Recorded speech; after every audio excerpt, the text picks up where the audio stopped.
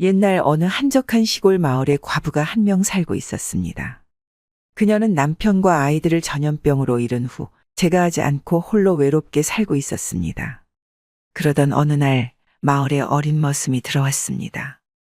그는 몸이 다부지고 성격이 온순하며 부지런해서 마을 사람들의 사랑을 받는 머슴이었습니다. 그리고 그는 갑자기 과부의 집에 찾아와 집에서 일하게 해달라고 부탁했습니다. 머슴의 부탁에 과부는 잠시 고민하였는데 세경을 주지 않아도 된다는 머슴의 말에 집에서 일하도록 허락하였습니다. 그날 이후로 머슴은 과부의 집에서 일하게 되었습니다. 그리고 과부를 위해 밤낮 없이 열심히 일했습니다. 물론 말한 대로 세경은 한 푼도 받지 않았습니다. 하지만 머슴은 세경 대신 저녁에 불을 붙일 들기름만 가져갔습니다. 그러고는 매일 밤 자신의 방에서 불을 환히 밝히고는 옷을 벗고 잠을 잤습니다. 그 모습을 본 과부는 머슴이 왜 매일 밤 불을 켜고 자는지 궁금했습니다.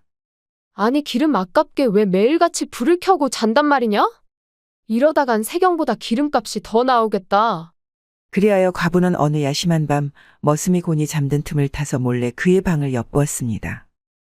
방 안을 들여다보니 벌거벗고 잠을 자고 있는 머슴의 모습이 보였는데 너무나 해괴망측하고 낯선 모습이라 과부는 화를 내며 돌아갔습니다.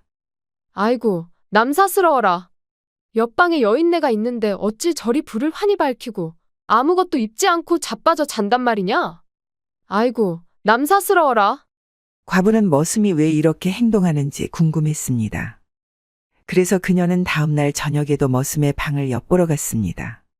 그리고 전날과는 달리 아예 방 안으로 들어가서 잠을 자고 있는 머슴을 물끄러미 쳐다보았습니다. 머슴은 과부가 들어온 것을 아는지 모르는지 그저 발가벗은 채로 세상 모르게 잠을 잘 뿐이었습니다.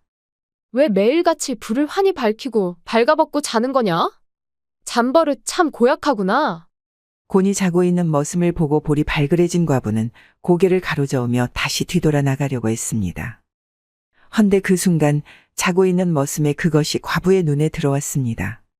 과부는 그것을 보고 침을 꿀꺽 삼켰습니다. 그리고 몸이 달아오르는 것을 느꼈습니다.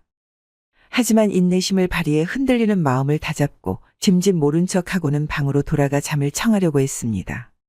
그렇지만 시간이 흘러도 잠을 이룰 수 없었습니다. 왜냐하면 벌거벗은 머슴의 모습이 자꾸만 눈앞에 아른거렸기 때문이었습니다. 마음이 심란해진 과부는 잠자리에서 일어나 바람이나 쐴 겸 외양간으로 향했습니다. 그리고 소에게 여물을 주고는 다시 방으로 돌아갔습니다. 헌데 마침 머슴이 자는 방을 지나치게 되었고 결국 음욕을 주체하지 못한 과부는 머슴의 방으로 들어갔습니다. 그리고 곤히 자고 있는 머슴에게 자신의 몸을 맡겼습니다. 그렇게 깊은 밤을 머슴과 함께 동침하게 된 과부. 그녀는 그날 이후 머슴과 함께 살기로 하였습니다. 그리고 머슴을 자신의 서방으로 기꺼이 받아들였습니다. 하지만 당시 시대상 신분 차이가 나는 둘의 관계는 많은 사람들에게 손가락질 받을 것이 뻔했기에 과부와 머슴은 자신들의 관계를 철저히 숨기며 지냈습니다. 하지만 행복한 시간도 오래가지 못했습니다. 어느 날 마을에 사는 아낙 한 명이 호미를 빌리러 왔다가 다정한 둘의 모습을 보고는 그들의 관계를 알아차렸습니다. 아니 형님, 아까 보니께 머슴에게 서방이라 부르더만 어찌 된 일이요? 아니, 그게 사실. 과부는 할 수 없이 아낙에게 모든 사실을 털어놓았습니다. 그리고 다른 사람들에게는 말하지 말라고 단단히 일러두었습니다. 과부에게 모든 사정을 들은 아낙은 둘의 사이를 응원한다며 다른 사람들에게는 절대 말하지 않겠다고 했습니다. 하지만 비밀은 언젠가 밝혀지는 법. 시간이 지나자 어느새 둘의 사이를 온 마을 사람들이 알게 되었습니다. 그리고 두 사람의 얘기는 매일같이 마을 사람들의 입에 오르락내리락 하였습니다.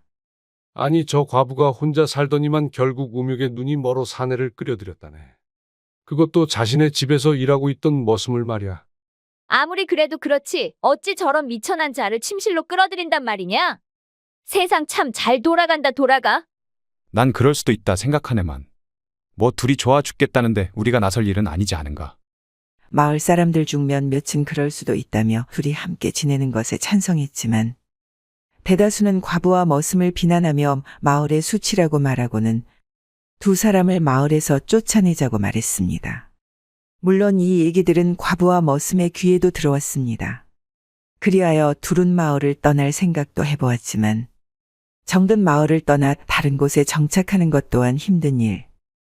그래서 과부와 머슴은 둘의 사이를 인정하지 않는 마을 사람들과 대화하며 이해를 바라는 노력을 아끼지 않았습니다. 마을 사람들에게 인정받기 위해 무던히 애를 썼습니다. 그렇게 오랜 시간이 지났습니다. 많은 사람들의 눈치와 구박 속에서도 변하지 않는 그들을 보며 결국 마을 사람들의 시선도 차츰 변해갔습니다. 그리로 변함없이 노력하는 그들을 보며 처음에는 비난을 아끼지 않았던 사람들도 머슴과 과부 사이를 이해하고 인정하게 되었습니다. 그리하여 둘은 마을에서 쫓겨나지 않게 되었고 오랜 시간이 지나 마을 사람들의 축하 속에 혼인식을 올릴 수 있게 되었습니다. 그리고 평생의 동반자로서 서로 오랫동안 아끼며 행복하게 살았다고 합니다. 예전 어느 마을에 나이 많은 노총각이 살았습니다. 그는 나이가 30이 넘어서도 결혼하지 못했는데 그의 집안이 너무나 가난하여 시집을 오겠다는 여인이 없었기 때문이었습니다. 하지만 이런 사실은 그도 알고 있었습니다. 그래서 찬밥 더운 밥 가리지 않고 아무 일이나 닥치는 대로 해서 돈을 모아 장가를 가려고 했습니다. 그렇지만 그리 열심히 일해도 모아둔 돈은 편찮은 아버지의 약값으로 다 나갔기에 결국 노총각은 결혼은 포기하고 아버지를 모시며 살기로 마음먹었습니다. 그러던 어느 날 총각은 마을 건너편에 돈 많은 과부가 혼자서 살고 있다는 이야기를 들었습니다. 그는 그 소문을 듣자마자 돈 많은 과부를 꼬셔 장가가기로 마음먹었습니다. 하지만 그런 아들의 생각을 알아차린 아버지는 그에게 따끔하게 훈계했습니다. 이놈아, 아무리 과부라고 해도 우리 같은 거렁뱅이에게 시집을 오려고 하겠느냐? 막말로 우리 집에 시집 오면 먹여 살려야 하는 식구가 둘이나 늘어나는 건데. 아서라, 괜히 마음만 다친다. 아버지의 말도 일리가 있었습니다. 아무리 과부라 해도 찢어지게 가난하게 사는 집에 제가 할 이유는 없었기 때문이었습니다. 그렇게 생각하니 총각은 괜시리 힘이 쭉 빠져 농사일도 돌보지 않고 하루 종일 방 안에서 누워만 있었습니다. 그렇게 며칠이 지나고 불현듯 좋은 생각이 난 듯 총각은 자리에서 일어나 아버지에게 말했습니다. 아버지, 이따 저와 같이 옆마을로 가시지요. 그리고 몽둥이를 하나 구해 저를 쫓아오면서 큰 소리를 내주십시오. 나이가 30 넘어서까지 장가도 못 간 모자란 놈이라고요. 지금은 아무것도 묻지 마시고 그렇게만 해주십시오. 부탁드립니다. 아버지는 자신에게 이상한 일을 시키는 아들이 못마땅했지만 필시 이유가 있겠지라는 생각에 아들 말에 따르기로 했습니다. 그렇게 둘은 옆마을로 갔습니다. 그리고 아버지는 몽둥이를 구해 아들을 쫓아가는 신용을 했고 아들은 아버지를 피해 도망가는 척했습니다. 불효도 이런 불효가 없다.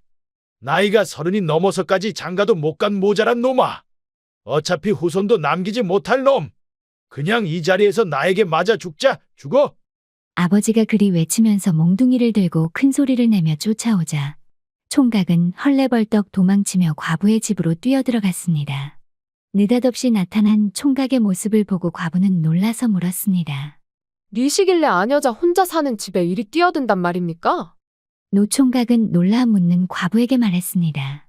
저희 아버지가 원래 저리 사납기로 동네에서 유명하신 분인데 오늘은 나이 30이 넘도록 장가도 못 가는 불효자식이라고 저에게 매를 드시려 하니 참.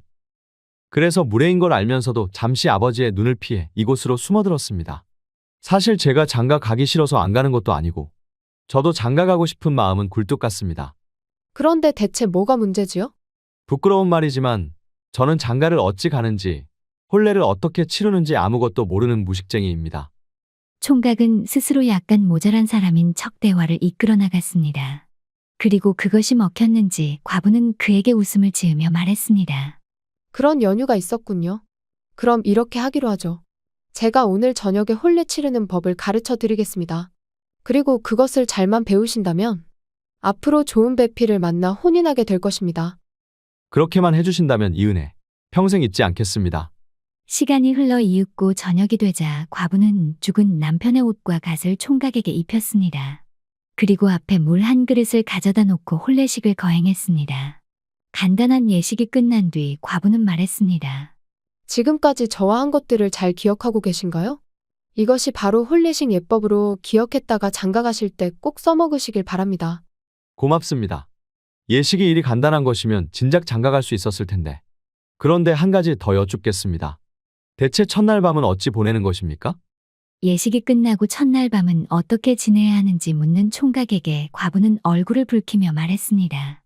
그것은 말로 설명하기 참 난감하군요. 하지만 어차피 일이 된 거. 좋습니다. 백문이 불여일견이라고 제가 마지막으로 첫날 밤을 치르는 법을 알려드리겠습니다. 저를 따라 방 안으로 드시지요. 과부는 말을 마치자마자 총각을 데리고 안방으로 들어갔습니다. 그리고 총각의 옷을 벗긴 뒤 자신도 옷을 벗고 총각의 몸 위로 올라갔습니다. 그렇게 둘은 한 몸이 되었습니다. 다음 날 아침 과부는 총각에게 장가드는 법을 다 가르쳐 줬다면서 이제 그만 집으로 돌아가라고 했습니다. 그러자 총각은 눈을 동그랗게 뜨며 이해할 수 없다는 표정을 지었습니다. 그러고는 과부에게 말했습니다. 아니 이제 우리는 부부가 된 사이인데 어디로 가란 말이오? 어제는 당신이 장가가는 법을 몰라서 가르쳐 준 것인데 어찌 부부가 됐다고 하십니까? 물 떠놓고 혼례를 하고 첫날 밤까지 치렀는데 어찌 그게 거짓이란 말이오? 그리고 어제 천지신명님께 둘이서 잘 살겠다고 약조하지 않았소. 그것도 거짓이란 말이오. 총각의 말에 과부는 피식 웃었습니다. 그리고 할 수 없다는 듯 웃음을 짓고 말했습니다. 알겠습니다. 비록 거짓이긴 하나 말 그대로 천지신명님께 함께 행복하게 살겠다고 약조한 이상 이제부터 당신은 제 서방님이십니다. 그리고 저는 안 사람으로서 당신을 위해 내조하면서 살겠습니다. 그날부터 둘은 같이 살게 되었습니다. 그리고 며칠 후 다 쓰러져가는 초가집에서 아버지를 모시고 와 셋이서 행복하게 살았습니다. 옛날에 전국 각지로 소금을 팔러 돌아다니던 소금 장수가 있었습니다. 그는 얼굴이 꽤나 잘나서 가는 곳마다 많은 여자들의 관심을 한 몸에 받고는 했습니다. 하지만 이런 사실을 아는지 모르는지 청년은 소금 파는 일에만 몰두할 뿐 여러 여성들의 애정 어린 눈빛은 짐짓 모른 척했습니다. 그래서 마을 처녀들 사이에서는 소금 장수가 고자라는 소문이 돌기도 했습니다. 그런 어느 날 100가구가 넘는 나름 큰 고을에서 소금을 팔기로 한 청년. 그는 시장터 한가운데 자리를 잡고는 지나가는 사람들에게 호객 행위를 하며 소금을 팔고 있었습니다. 자, 여러분들은 소금이 얼마나 특별한 물건인지 알고 있나요? 소금은 요리에 쓰이는 필수 재료이면서도 동시에 악기를 물리쳐주는 용왕님의 선물입니다.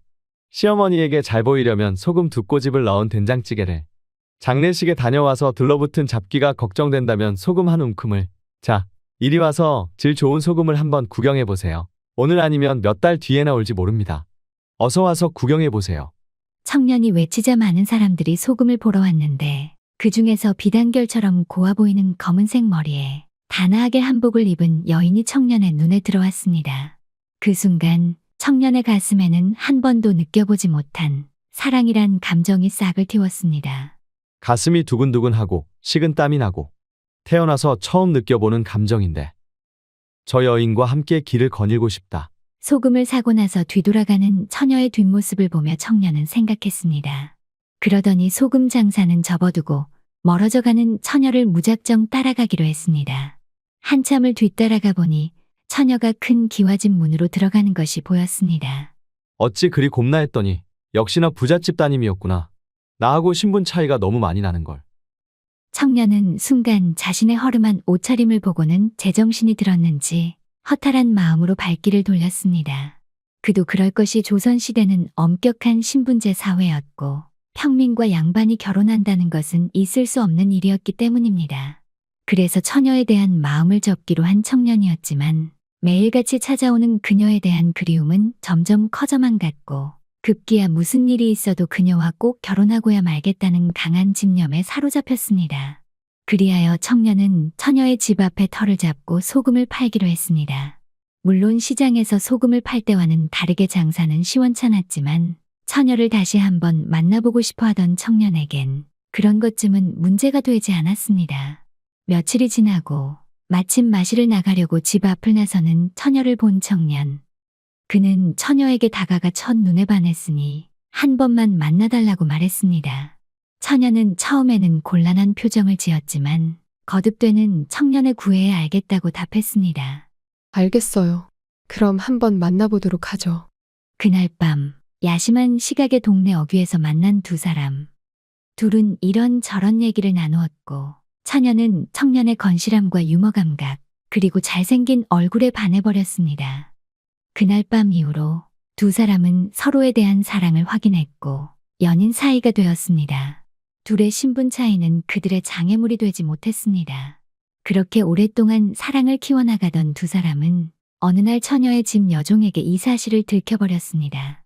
그리고 여종은 그녀의 어머니에게 이 사실을 고했고 분노한 어머니는 처녀를 불러 말했습니다. 네가 마음이 여려 천한 것들을 사랑으로 대하는 것을 알고도 모른 척 해왔다. 왜냐하면 너의 착한 천성이 막는다고 막아지는 것이 아니라고 생각했기 때문이다. 하지만 이제 와서 그것을 막지 못했던 내 자신이 미워지는구나. 어머니, 갑자기 왜 이런 말씀을 하십니까?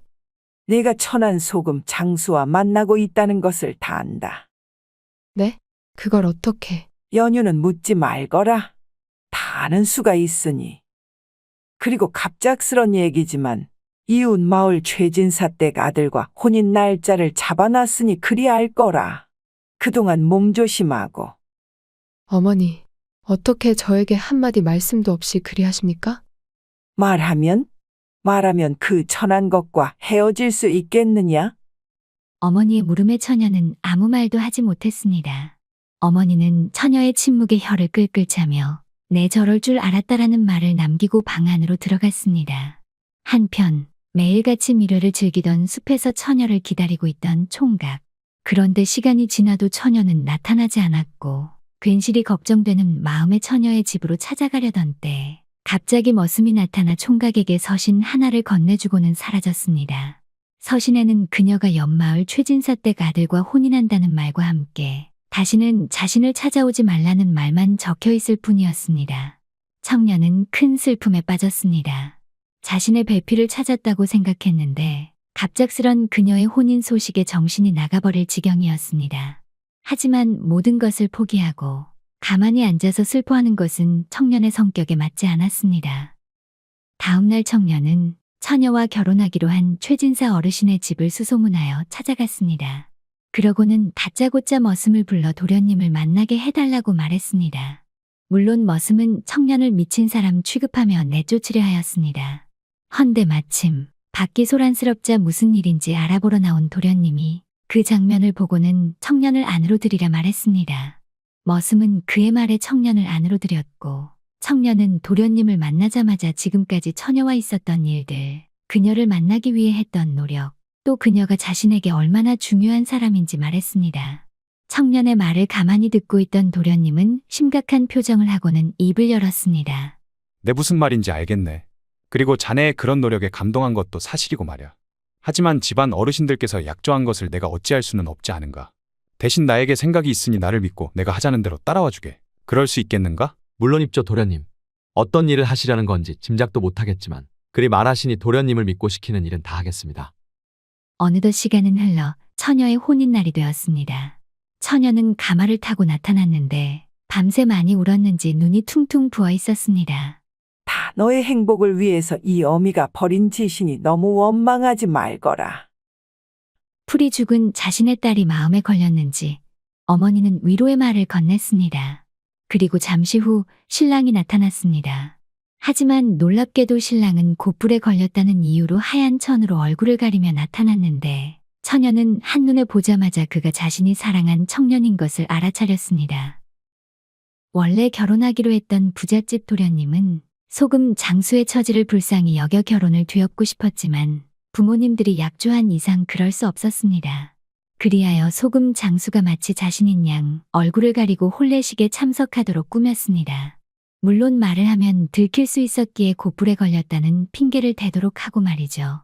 그리하여 양반집 딸과 양반집 아들로 변장한 소금 장수는 많은 사람들의 축하 속에 혼인식을 올렸습니다. 그리고 그날 밤 그토록 원했던 첫날 밤을 치르게 되었습니다. 다음 날 소금 장수에게 신랑의 자리를 양보했던 부잣집 도련님이 둘을 찾아왔습니다. 그리고 결혼식 패물을 건네며 말했습니다. 이것은 신부에게 주는 패물입니다. 이곳에 오래 머물면 필시 다른 이들에게 들킬 터이니 패물을 팔아 돈을 마련하여 한적한 곳에서 살림을 꾸리도록 하십시오. 이제 부부가 된 두 사람은 부잣집 도련님에게 감사하다고 말한 뒤 새벽에 집을 나섰습니다. 그리고 전국을 돌아다니며 소금을 팔면서 생계를 이어갔습니다. 고된 삶이었지만 신부는 신랑이 있어 이 모든 것을 참고 견뎠습니다. 그러다가 마침내 경치가 좋은 마을을 발견하였고 그곳에 터를 잡고 살았습니다. 그리고 아들, 딸을 낳아 행복하게 살았습니다. 옛날 마을에서 제일 가는 부잣집 외동 아들이 있었습니다. 그는 여느 부잣집 자식들과는 다르게 남을 배려하고 신경 써주는 착한 성품을 갖고 있었습니다. 하지만 부모는 그런 자식의 성품이 마음에 들지 않았습니다. 자신이 손해보더라도 남을 먼저 챙기는 그의 성격이 나중에는 분명 큰 화를 불러올 것이라고 생각했기 때문이었습니다. 그리하여 부모는 아들의 착한 성격을 보완해 줄 수 있는 똑똑한 며느리를 얻고자 했습니다. 때마침 이웃 마을의 머리가 좋고 얼굴도 이쁜 처녀가 혼처 자리를 찾는다는 사실을 전해 들었습니다. 부모는 그 소식을 듣자마자 매파를 시켜 아들과 그녀를 이어주기로 결심했습니다. 그리하여 일은 일사천리로 진행되었고 얼마 지나지 않아 두 남녀는 부부의 정을 맺게 되었습니다. 혼인 첫날 밤 신랑은 신부에게 다가갔습니다. 그러고는 조심스레 신부의 저고리를 풀었습니다. 그녀는 긴장했는지 몸을 사시나무 떨듯했는데 그런 모습이 안타까워 신랑은 그녀를 꼭 안아주었습니다. 순간 아래쪽에 묵직한 감각이 느껴졌습니다. 깜짝 놀란 신랑은 그녀의 웃옷을 들쳤는데 들추자마자 남산만한 배가 모습을 드러냈습니다. 신랑은 신부가 임신한 상태라는 것을 알아채고는 놀라 말했습니다. 부인, 이게 대체 어찌 된 일이요? 신랑의 물음에 신부는 기어가는 목소리로 답했습니다. 임신한 몸으로 결혼을 한다는 것은 말이 안 되지만 부모님의 성화에 모시게 이렇게 시집을 오게 되었습니다. 소박을 맞더라도 할 말이 없겠죠. 대신 저를 친정으로 쫓아내실 때 제가 임신하였다는 사실을 저희 부모님께 말하지는 말아 주십시오. 저희 부모님이 알면 큰일 납니다. 제발 말하지는 말아 주십시오. 아니, 임신한 채로 결혼한 것도 말이 안 되는데 이제는 임신했다는 사실을 말하지 말고 쫓아내라는 말이요? 대체 이게 무엇이요? 그리고 이게 덮는다고 덮어지는 일이요? 서방님, 제가 죽을 죄를 지었습니다. 하라는 대로 다 해드리겠습니다. 그러니 제발 저희 부모님께 고하지만 마십시오. 닥치시오. 내 어찌 이런 여인을 내 처로 맞이했는지 내 모든 것을 당신 친정 어르신들께 다 말씀드리겠소. 서방님, 제발. 신부는 신랑의 바짓가랑이를 붙잡고는 애원하듯 말했습니다. 신랑은 기분 같아서는 그녀를 당장 내쫓고 싶었지만 구슬 같은 눈물을 뚝뚝 흘리는 모습을 보고는 마음을 쉽사리 정하지 못하고 있었습니다. 순간 신부는 얼굴을 찡그리더니 배를 움켜잡고는 매우 아픈 듯 괴로운 신음소리를 냈습니다.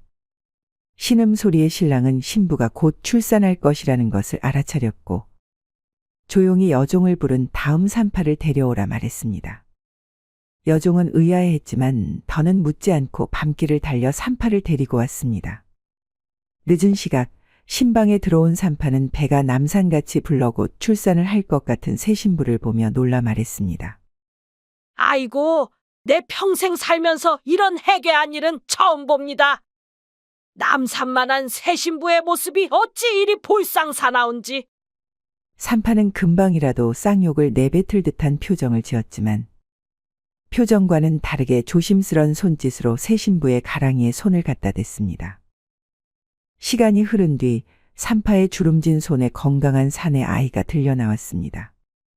아이가 건강히 태어나자 신랑은 산파와 여종에게 이 일은 비밀로 해달라고 말한 뒤 그들을 돌려보냈습니다. 그러고는 한숨을 내쉬었습니다. 산모가 건강하게 아이를 낳은 것은 기뻤지만 한편으로는 이 일을 어찌해야 하나라는 걱정이 앞섰기 때문이었습니다. 그리하여 한참을 골똘히 생각하던 그는 자리에서 일어나 아이를 포대에 감싼 뒤 몰래 밖으로 나갔습니다. 그러고는 길 옆 안전한 곳에 숨겨놓았습니다.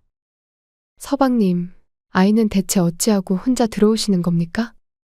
아이를 데리고 나가 혼자 들어오는 신랑을 보고 신부는 놀라 말했습니다.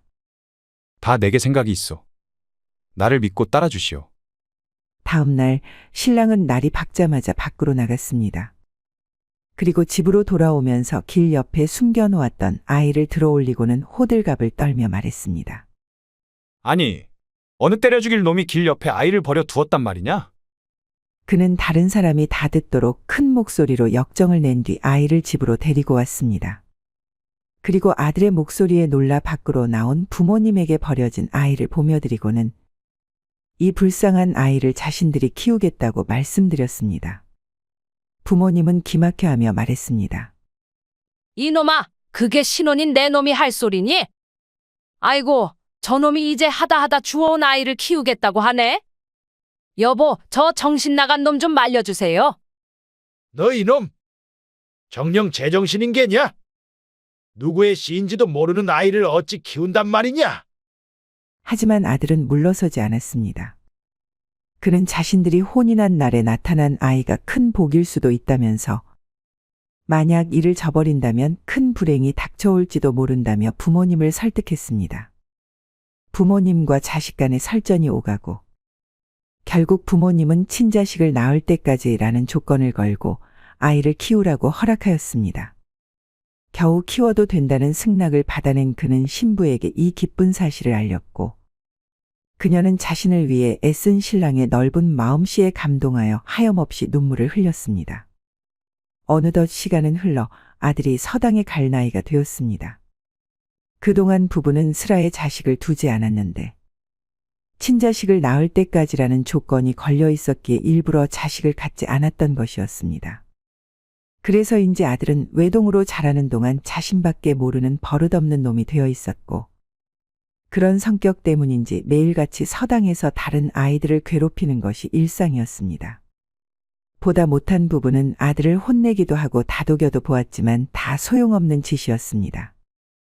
아들은 자신이 마을에서 가장 큰 부잣집 손주인 것을 알았고 때문에 평민들이 자신을 건드리지 못한다는 것을 알고 있었기 때문이었습니다.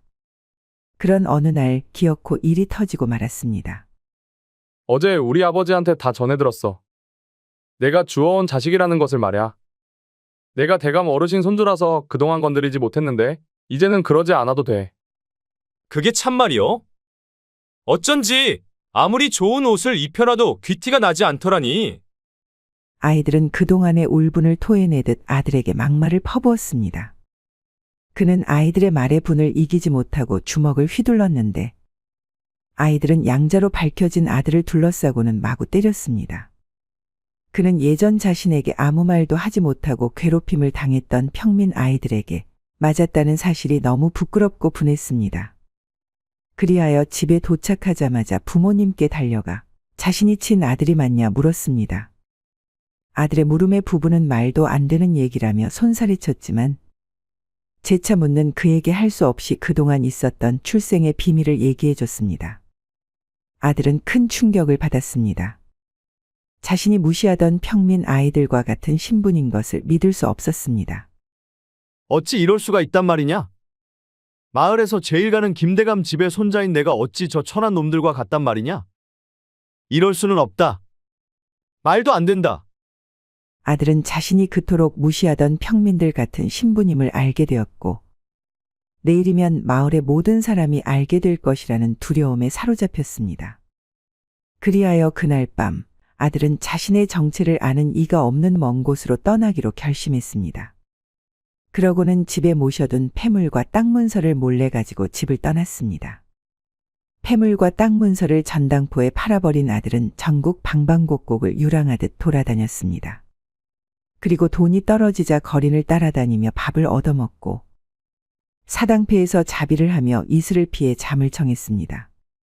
하지만 그리 힘들게 지낼수록 편안한 잠자리와 따뜻한 쌀밥 한 그릇에 대한 그리움은 더욱 더 커져갔습니다. 몇 년이 흐르고 더 이상 이렇게 지낼 수는 없다고 생각한 아들은 다시 집으로 돌아갔습니다. 그는 문 앞에서 머슴을 불러 자신이 다시 돌아왔다고 말했습니다. 하지만 문을 열어 아들의 얼굴을 확인한 머슴은 그의 행색을 보고는 얼굴을 찌푸리며 말했습니다. 난 또 누구라고? 몇 년 만에 어디서 굴러먹다 왔는지. 더러운 몰골을 하고선 어딜 들어오려 하느냐? 썩 꺼지거라. 내 놈은 더 이상 이 집의 도련님이 아니다. 아니 이놈이 어디서 더러운 주둥이를 그리 놀리느냐? 몇 년 만에 받기로써니 벌써 나를 잊었느냐? 더러워? 더러운 건 내 어미니라. 주인 어른이 다 말씀하셨다. 내 어미가 임신한 채로 시집와서 나왔는데 차마 마음에 걸려 내쫓지도 못하고 자신의 아들처럼 키웠다고 말이다. 그런데도 내 놈은 은혜를 모르고 집안에 패물을 들고 도망쳤지 않느냐? 이 배은망덕한 놈아. 아들은 자신을 떠받들던 머슴이 눈을 부라리며 큰 소리를 내자 아무 말도 하지 못했습니다. 그 모습을 본 머슴은 더욱 언성을 높이며 말했습니다. 내 녀석이 떠나던 날 주인 어른은 무척이나 상심한 나머지 완전히 변해버리셨다. 착하고 어질던 성품은 어디 가고 완전 표독하게 변하셨지. 그리고 내 어미를 쫓아내고 새 장가를 드셨다. 그리고 지금은 아들, 딸을 낳고 행복하게 살고 계시지. 그러니 더 이상 이 집에 그 낯짝을 들이밀지 마라. 그리고 내 어미는 저 마을 박초가집에서 살고 있으니 그곳으로 가거라. 아들은 머슴에게 문전박대 당해 분했지만 어머니가 마을 박초가집에 있다는 말을 듣고 그곳으로 향했습니다.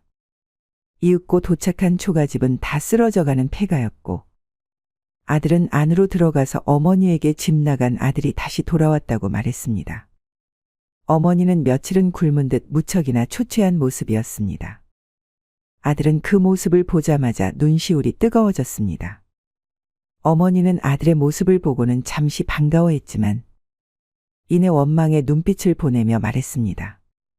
대체 무엇이 그리 싫었단 말이냐? 내 양아버지가 이 어미와 너한테 얼마나 잘했는데 어찌 그런 선택을 하였느냐? 어머니, 그날 일은 저도 죄송하게 생각하고 있습니다. 하지만 전 너무 어렸었고 뭐가 옳고 그른지 상황 파악을 할 처지가 아니었습니다. 사실 이 어미는 결혼하기 전에 이름 모를 사내에게 당해 너를 임신하게 되었다. 그리고 이 사실을 부모님에게 숨기고 혼처 자리를 얻어 시집을 가게 된 것이지.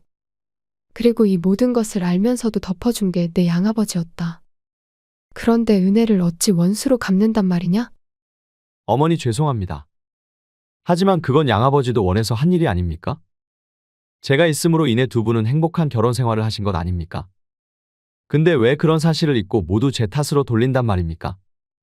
아들의 말에 어머니는 호통을 쳤습니다. 원해서? 어찌 원해서 그랬다고 생각하느냐?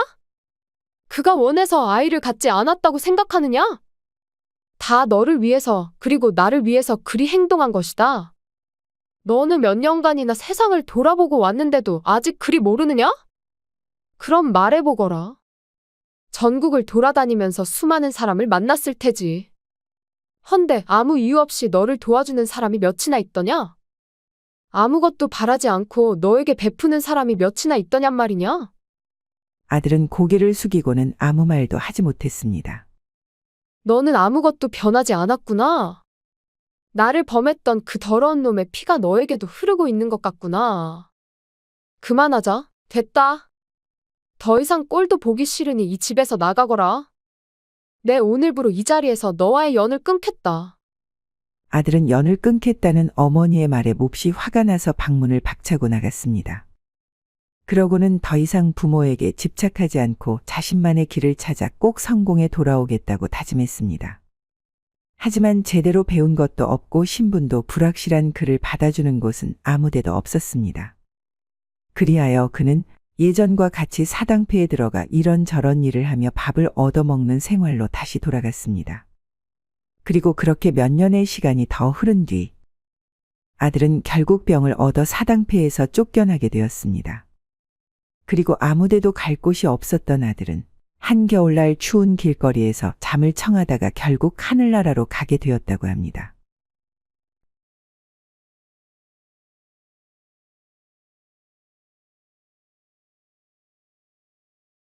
옛날 외모가 빼어난 과부가 살고 있었습니다.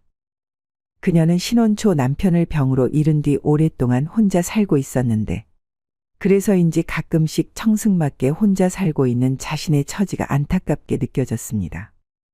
그리고 그런 날이면 어김없이 남편의 무덤에 찾아가 자신을 왜 혼자 두고 떠났냐며 울분을 토하며 울곤 했습니다. 그날도 과부는 외로움에 지쳐 남편의 무덤에 찾아가 목 놓아 슬피 울고 있었습니다. 마침 길을 가던 한 청년이 혼자 울고 있는 과부를 보았습니다. 과부가 슬피 우는 것을 본 청년은 안쓰러운 마음도 들었지만 한편으론 그녀의 빼어난 외모에 반해 어떻게든 그녀와 이야기를 나누고 싶었습니다. 그리하여 한참을 주저하던 청년은 갑자기 무슨 용기가 났는지 과부의 옆으로 다가가 털썩 주저앉았습니다. 그러고는 그녀를 따라 목 놓아 슬피 울기 시작했습니다. 과부는 갑자기 나타나 자신의 옆에서 서럽게 우는 청년을 보고는 깜짝 놀랐습니다. 무서운 마음도 들었습니다. 하지만 한편으로는 갑자기 나타나 울음을 터뜨리는 청년이 궁금하기도 했습니다. 그리하여 그녀는 우는 것을 멈추고는 청년에게 물었습니다.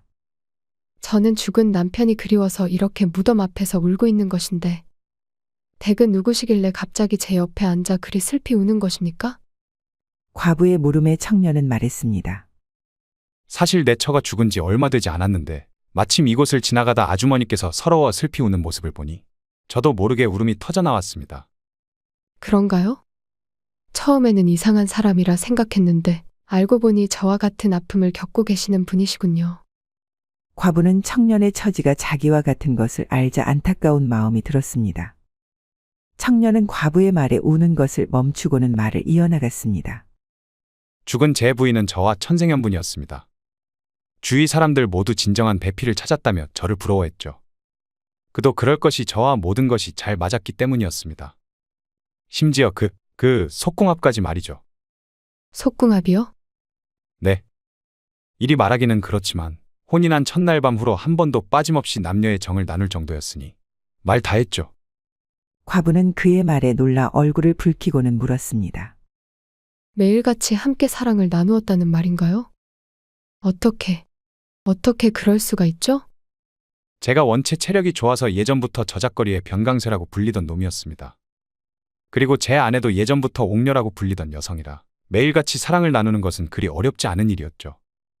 다만 그런 저를 제대로 받아줄 사람이 있어야 하는 법인데 이제는 저와 잘 맞던 아내도 하늘나라로 가고 이를 어찌해야 할지. 과부는 청년의 말에 침을 삼키고는 그를 천천히 위아래로 훑어보았습니다.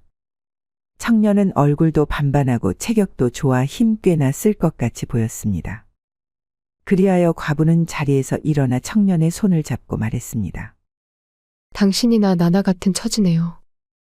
그렇기에 이렇게 서로 잃어버린 이들을 위해 곡을 하고 있는 것이지요. 하지만 구천에서는 곡소리조차 들리지 않을 터인데 이리 슬퍼해도 이룰 것이 없으니 대신 살아있는 저희 둘이 함께 잘 살아보는 것 또한 나쁘지 않을 것 같네요. 과부의 말에 청년의 얼굴에는 화색이 돌았습니다. 그리하여 과부의 손을 잡고 일어나 함께 집으로 돌아갔습니다. 그리고 밤새 남녀의 정을 나눈 뒤 그 날부터 함께 살기 시작했다고 합니다. 늦은 밤 길거리에 주막으로 한 선비가 들어갔습니다. 그는 짐을 풀고 국밥 한 그릇을 시켜 먹고 있었는데 먹는 내내 주인 안악에게 눈을 뗄 수가 없었습니다. 그녀의 외모가 빼어나서인지 자신도 모르게 자꾸 그녀에게 눈길을 보내고 있던 것이었죠. 하지만 주모는 선비가 싫지만은 않았는지 그때마다 웃음으로 화답하였습니다. 그러고는 선비가 밥을 다 먹고 나자 살며시 옆으로 다가와 이따 자정에 자신의 방으로 오라며 넌지시 선비를 유혹했습니다. 깊은 밤 선비는 주인 안악의 방으로 몰래 들어갔습니다. 그녀는 방 한구석에 이불을 펴놓고 선비를 기다리고 있었는데 선비가 들어오자마자 그의 손을 잡아 끌고는 이불 속으로 들어갔습니다. 한참 흥이 무르익을 찰나 그녀는 부끄럽다며 호롱불을 끄고는 자리끼를 가지러 간다며 일어났습니다. 그러고는 금세 돌아와 선비의 옆에 누웠습니다. 둘은 그렇게 뜨거운 밤을 보내게 되었고 몇 번이나 합을 맞춰서인지 다음날 아침이 되어도 도통 일어나지 못했습니다. 그러자 밖에서 해가 중천에 떴는데 어서 나오시오. 라는 소리가 들렸는데 그 목소리는 다름 아닌 주인 안악의 목소리였습니다. 잠깐, 지금 주모의 목소리가 밖에서 들리지 않았어? 아니 그럼 지금 내 옆에 누워있는 사람은 대체 누구지? 선비는 천천히 고개를 들어 옆에 누워있는 여인을 쳐다보았는데 그녀는 얼굴 한쪽이 일그러지고 두 눈이 멀어 차마 눈뜨고 쳐다볼 수 없는 외모의 젊은 아낙이었습니다. 아니 이게 대체 뭔 일이오? 깜짝 놀란 선비는 황급히 옷을 챙겨 입고는 밖으로 나갔습니다. 밖에는 어제 보았던 주인 아낙이 웃으며 그를 기다리고 있었는데 화가 머리끝까지 난 선비가 그녀를 향해 소리쳤습니다. 네. 내 년이 날 속였구나. 이런! 찢어 죽여도 시원찮을 년. 선비의 환한 목소리에 주인 아낙이 말했습니다. 그리 화내지 마십시오. 선비께서는 그저 병든 여인에게 남녀간의 일을 처음 알게 해주셨으니 앞으로 큰 복을 받을 것이다. 라며 좋게 생각하십시오. 그리고 인연이 되어 아이를 갖게 된다면 반드시 훌륭한 자식을 얻게 될 것입니다. 그러니 노여움을 푸십시오. 사실 주인 아낙의 동생은 어려서부터 나병을 앓아 얼굴이 몹시 추하게 변했습니다. 그래서 나이가 먹도록 시집도 못 가고 남자도 모른 채 늙어가고 있었죠. 그러다 때마침 얼굴이 잘생기고 키가 훤칠한 선비가 자신을 유혹하자 그에 넘어가는 척하면서 동생을 대신 들여보낸 것이었습니다. 하지만 주인 아낙의 말에도 선비는 화가 풀리지 않았습니다.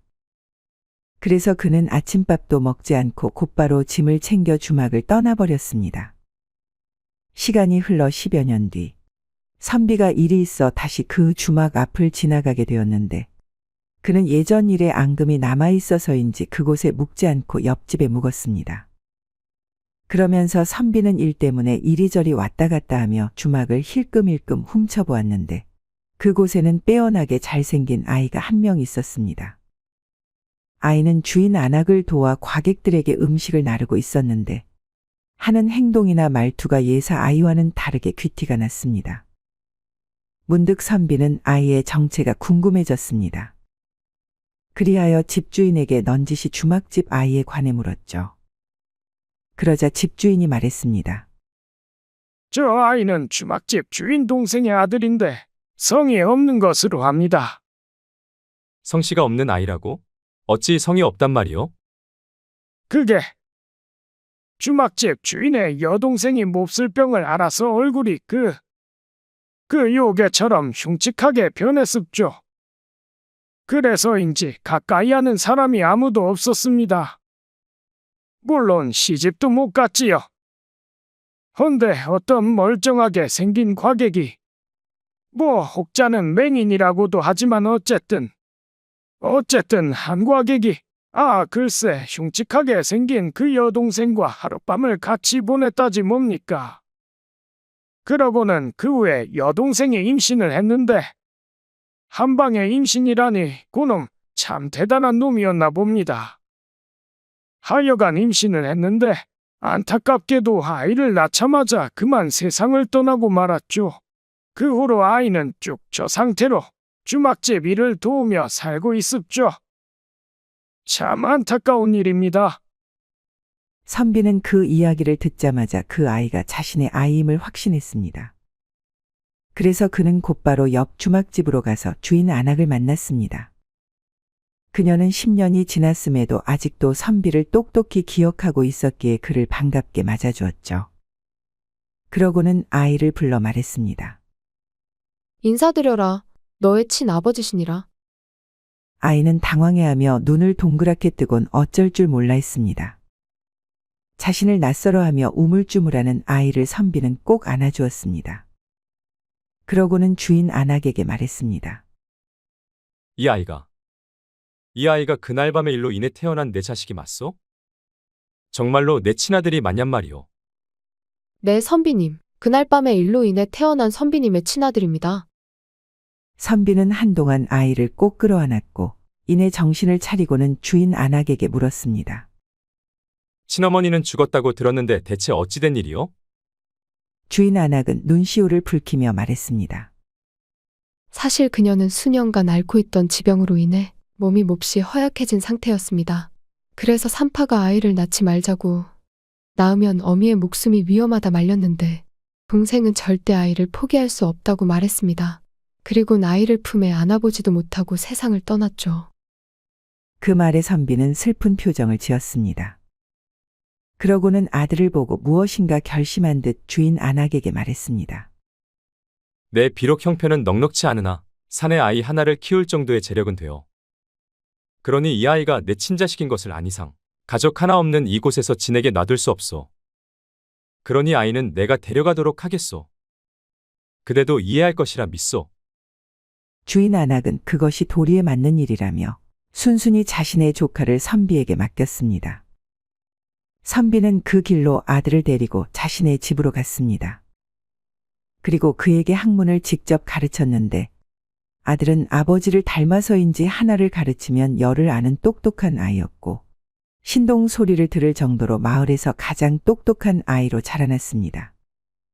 그리고 시간이 흘러 과거 시험을 본 아들은 당당히 장원급제하여 집으로 돌아왔고 벼슬을 얻어 아버지를 모시고 함께 살았습니다. 그리하여 선비는 자신이 뜻하지 않게 낳은 아이로 인해 남은 평생을 아들과 며느리의 보살핌을 받으며 편안히 살았다고 합니다.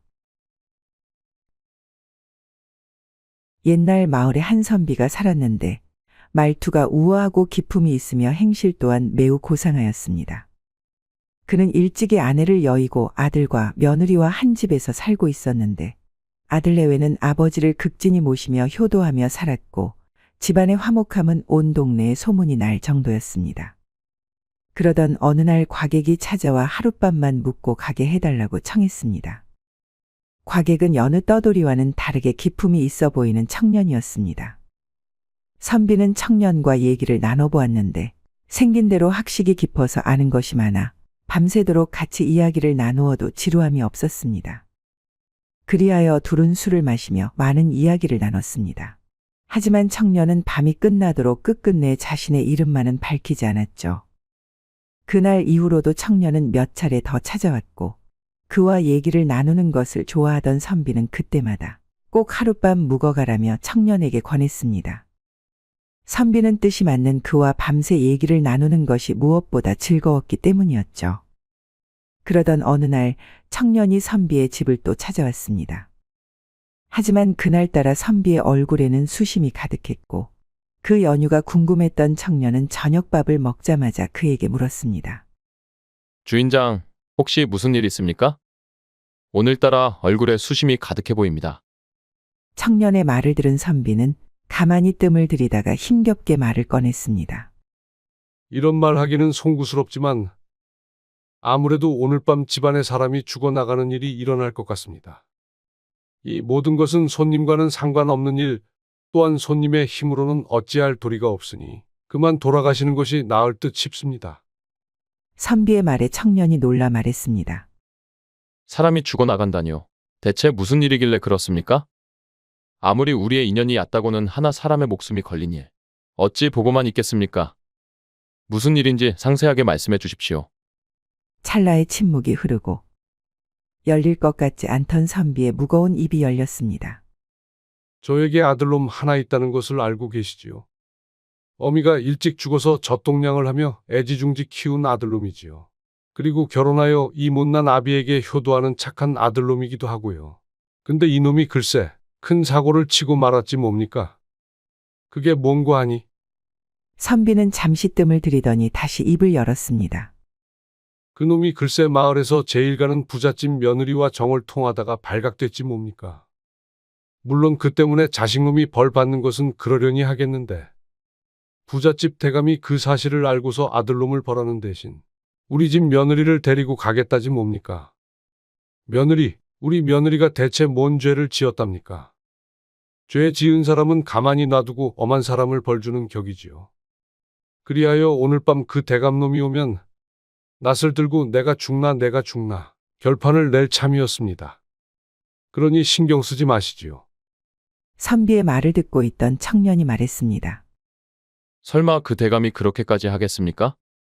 겁을 주려고 엄포를 놓은 것 아니겠습니까? 그 사람은 동네에서 모질고 사납기로 소문난 사람입니다. 분명 반드시 이곳으로 와서 저희 집 며느리를 데리고 갈 것입니다. 그 말을 들은 청년은 미간을 찌푸리더니 잠시 바깥에 볼 일이 있어 다녀오겠다며 집을 나섰습니다. 잠시 후 밖에서 사람들의 웅성거리는 소리가 들렸습니다. 그 소리에 선비는 밖으로 나갔는데 집 앞에는 노비 서너명과 함께 온 부잣집 대감의 모습이 보였습니다. 대감은 말했습니다. 남의 집 며느리를 건드린 죄 주고 마땅하다는 것을 알고 있겠지. 다만 집안의 장남을 벌하여 대를 끊는 것은 내 원하는 바 아니다. 하지만 누구든 그 죄값은 치러야 하는 법. 그러니 오늘 밤 너희 집 장남 대신에 그의 며느리를 데려가겠다. 그의 말에 선비는 발끈하며 말했습니다. 죄 지은 자는 따로 있는데 어찌 우리 집 며느리를 데려간다 하십니까? 왜 남의 집 며느리를 탐한단 말입니까? 제 자식은 죄가 있어 벌하셔도 되지만 아무 죄도 없는 며느리만은 안 됩니다. 죽어도 안 됩니다. 절대 못 보냅니다. 선비는 그리 말하고는 낫을 들고 그들의 앞을 막아 섰습니다. 선비가 낫을 들자 순식간에 분위기는 서늘해졌고 곧 누구 하나 죽어나가도 이상하지 않을 상황이 되었습니다. 사실 선비의 며느리는 마을에서 제일 가는 미모를 가진 여인이어서 많은 남정네들이 그녀에게 연정을 품고 있었습니다. 대감 역시 그들과 마찬가지였는데 품고 싶어하던 여인의 남편이 자신의 며느리와 놀아나자 남편을 벌하는 대신 그 며느리를 취해야겠다고 생각한 것이죠. 그래서 말도 안 되는 일을 꾸몄던 것입니다. 그때 사라졌던 선비가 어느샌가 대감 앞으로 다가와 나지막한 목소리로 말했습니다. 암행어사 출두야. 그의 말이 끝나기가 무섭게 바깥에서 수많은 포졸들이 대감네 일행을 에워쌌고 당황한 대감과 노비들은 어쩔 줄 몰라 우왕좌왕하고 있었습니다. 그 장면을 보고 있던 청년 어사가 말했습니다. 결혼한 유부남과 유부녀가 정을 통한 것은 정절의 훼손이고 이것은 분명 중죄임이 맞다. 그러므로 장을 쳐서 그 죄를 다스리는 게 맞다. 하지만 죄 지은 이들은 놔두고 아무 상관없는 여인을 데려간다는 것이 말이 되는 것이냐? 나라에는 법도가 있고 그것을 지켜야 하는 게 옳은 일인데 너는 어찌 그리 아나무인으로 맘대로 행동하려 하느냐? 왜 아무 죄도 없는 남의 여인을 탐하려 하느냐 말이다. 아니 나으리 그게 아니고. 닥치거라. 내 너를 당장 의금부로 데려가 그 죄를 물을 것이니 그리 알고 있거라. 여봐라. 내 이곳에 일을 마무리 짓고 갈 테니 너희는 이 죄인을 데리고 먼저 의금부로 가 있거라. 네, 나으리. 포졸들은 어사의 말에 대감을 데리고 떠났습니다. 어사는 가까이서 이 모든 상황을 멍하니 바라보고만 있었던 선비에게 말했습니다. 미리 말씀을 못 드려 죄송합니다. 하지만 제 정체를 누구에게도 발설하면 안 되기에 이해해 주시리라 믿습니다. 그리고 그동안 떠돌이로 변장하여 이 마을, 저 마을을 다녔는데 이곳에서 만난 주인 어른의 보살핌에 감동하여 이렇게 나서게 되었습니다. 부디 그동안의 은혜를 갚으려는 저의 행동이니 너무 개의치 말아 주시기 바랍니다. 어사의 말에 선비는 고개를 숙이며 송구스럽다는 듯 말했죠. 아닙니다, 어사님. 제가 오히려 더 감사하죠. 이 은혜 평생 잊지 않겠습니다. 헌데 저 대감은 이제 어찌 되는 것입니까? 만약 죄가 없는 것으로 밝혀져 다시 돌아온다면 보복할까 두렵습니다. 선비의 말을 들은 어사는 말했습니다. 사실 저자에 대한 고발문이 많이 올라와서 예의주시하고 있던 참이었죠. 이번만 해도 강상죄에 해당하는 사례인데 만약 그것이 사실로 밝혀진다면 아마 2번 다시 고향 땅을 밟지 못할 것입니다. 그러니 보복에 대한 우려는 염려치 마십시오. 어사는 그 말을 끝으로 의금부로 향했습니다. 그리고 의금부로 돌아가 대감의 죄를 물어 유형으로 다스렸고 결국 대감은 먼 곳으로 귀양 가서 다시는 고향 땅을 밟지 못했다고 합니다. 옛날 어느 선비가 아내를 잃고 혼자 살고 있었습니다. 그는 일찍이 아내를 잃은 탓에 자식이 없었고 재혼해서 자식을 낳아대를 잇고 싶었지만 살림이 워낙 가난한 탓에 그에게 시집오겠다는 여인이 없었죠. 그래서 몇 해가 지나도록 외롭게 혼자 살고 있었습니다. 그런 어느 날 저녁 이웃에 사는 과부가 선비를 찾아왔습니다. 그러고는 한 가지 부탁을 했죠. 제가 이웃 마을 초상집에 다녀와야 하는데 집이 비어 걱정입니다. 여자 혼자 사는 집이다 보니까 어떤 시정잡배 놈들이 와서 곳간을 털어갈지 모르니 번거롭더라도 오늘 하루만 빈집을 봐주십시오. 그리고 아궁이에 불을 지펴놨고 방 안에는 따뜻한 소미불도 있으니 추위는 면할 수 있을 겁니다. 선비는 그 말을 듣고 알았다고 답한 뒤 과부집으로 갔습니다. 하지만 과부가 말한 것과는 달리 방바닥은 미지근했고 한겨울 매서운 바람이 문틈 사이로 들어오자 선비는 추위를 참기 힘들었습니다. 그래서 이불을 머리끝까지 덮고 추위에 떨다가 어느샌가 잠이 들었죠. 깊은 밤 곤히 자고 있던 선비의 방 안으로 한 무리의 사내들이 들이닥쳤습니다. 그러고는 선비의 입에 재갈을 물리고 이불에 둘둘 말아 둘러엎었습니다. 그제야 선비는 알아차렸습니다. 아, 이게 말로만 듣던 보쌈이구나. 그들은 방 안이 깜깜해서 선비를 과부로 착각하고는 이불에 돌돌 말아 납치한 것이었습니다. 선비는 자신이 과부가 아니라고 말하고 싶었지만 입에 물린 재갈 때문에 말을 하지 못했습니다. 그래서 죽으림을 다해 발버둥 쳐보았지만 워낙 힘이 센 사내들인지라 아무 효과도 없었죠. 그렇게 한참 동안 사내들에게 들러엎혀 으리으리한 기와집으로 들어가게 된 선비. 그 집은 마을에서 손꼽히는 부잣집이었는데 알고 보니 이 집의 주인이 마을의 사내들을 시켜 과부로 착각한 선비를 납치한 것이었습니다. 그들은 선비를 깨끗한 방에 놓아두었고 값을 치르러 온 부잣집 주인에게 한 사내가 말했습니다. 아이고 형님, 어쩌자고 저리 힘이 센 과부에게 반하셨습니까? 힘만 센 게 아니라 성격도 아주 지랄 같더라고요. 오는 내내 몸을 꿈틀꿈틀하느라 아주 욕받습니다. 그니까 혹시나 해서 하는 말인데 저 과부를 오늘 하루만큼은 가만히 놔두시는 게 좋을 것 같습니다. 저녀는 분명 일을 치르려고 하면 혀를 깨물고 자결할 것입니다. 그러니 너무 서두르지 말고 천천히 구슬리는 편이 좋을 것 같습니다. 사내의 말을 들은 집주인은 한참을 생각했습니다. 그러더니 노비를 시켜 여동생을 불러오고는 말했죠. 이 오라비도 언제까지 이리 혼자 살 수는 없잖느냐. 그래서 마을에서 제일 가는 미모의 과부를 보쌈해 왔는데 아주 성격이 불같아서 어찌할 바를 모르겠다. 그러니 내가 오늘 하루만 저 여인과 같이 자면서 살살 구슬려 보거라. 이 오라비를 칭찬하면서 함께 살자고 꼬셔보라는 말이다. 알겠습니다, 오라버니. 사실 집주인의 여동생 또한 일찍 남편을 잃고 수절하고 있었습니다. 그래서 예전부터 홀로 지낸 오라버니의 외로움을 누구보다 잘 알고 있었죠. 그리하여 여동생은 방 안으로 들어간 뒤 옷을 벗고는 방 안에 불을 껐습니다. 그리고 말려있던 이불을 피고 선비의 옆에 누워 말했습니다. 저희 오라버니는 일찍이 올케 언니를 잃고 홀로 외롭게 살았습니다. 자식은 하나 있는데 작년에 장가를 보냈고요. 그래서 그런지 얼마 전부터 자꾸 외롭다는 말을 입에 달고 살더니만 결국 이 사단이 낫지 뭡니까? 여인은 계속 말을 이어나갔습니다. 그리고 이런 외로운 마음을 과부인 언니도 잘 알 거로 생각합니다. 그래서 하는 말인데 이왕 일이 이렇게 된 거 저희 오라비와 새살림을 꾸리는 것이 어떠하신지요? 비록 나이는 많지만 가진 것이 많아서 평생을 편안하게 사실 수 있습니다. 그리고 우리끼리 하는 말이지만 만약 오라버니가 돌아가시기라도 한다면 이 모든 재산은 언니의 것이 된답니다. 어떠십니까? 제 말에 구미가 당기십니까? 선비는 여인의 목소리를 듣자마자 단번에 그녀가 누구인지 알아차렸습니다. 그녀는 바로 자신이 좋아하던 최진사 댁 둘째 딸이었죠. 사실 과부로 착각하여 잡혀온 선비는 같은 처지인 그녀를 일찌감치 마음에 두고 있었는데 부잣집 딸이었던 그녀를 넘본다는 게 언감생심이라 생각하여 이러지도 저러지도 못하고 애만 태우던 참이었습니다. 자신의 처지가 너무 공공하여 쉽사리 다가가지 못하고 있었던 것이죠. 한데 보쌈당에 온 집에 그토록 권했던 그녀가 자신의 옆에 누워있다니. 선비는 이것이 운명이라 생각했습니다.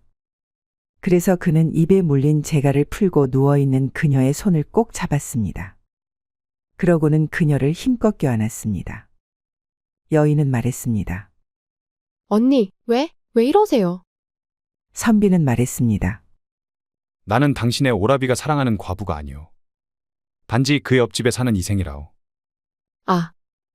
여인은 그제야 선비가 누구인지 알아차렸습니다. 그래서 그를 뿌리치고 밖으로 나가고 싶었지만 오랜만에 느껴보는 남자의 넓은 가슴과 굵은 팔뚝에 그만 넋을 잃고 말았습니다. 그리하여 그녀의 생각과는 반대로 몸은 선비의 품속으로 더욱더 파고들 뿐이었습니다. 선비도 그런 그녀의 마음을 알았는지 그녀를 더욱 세게 껴안았고 곧 둘은 하나가 되었습니다. 둘이 사랑을 나눈 다음 날 선비는 일부러 오래도록 일어나지 않았습니다. 그러자 애가 탔는지 집주인이 문 밖에서 여동생을 불렀는데 여동생은 청년의 가슴팍에 안겨 볼멘 소리로 대답하였습니다. 오라버니, 어쩌자고 힘들게 사람을 둘러엎고 와서는 억지로 매부를 삼나요? 집주인은 무슨 소린가 하여 잠시 어리둥절하고 있었는데 선비가 방문을 열고 나와 말했습니다. 내가 매부를 구한다면 응당상의에서 혼례를 올릴 일이지. 어쩌자고 한밤중에 위협을 가하여 사대부에게 모욕을 주느냐? 내 당장 관청에 고하면 내가 살 수 있을 것 같으냐? 집주인은 그 말을 듣고 사람을 잘못 데리고 왔구나. 그리고 하필이면 사대부 집안의 선비를 데려와서 이 사달이 났구나. 라며 후회했습니다.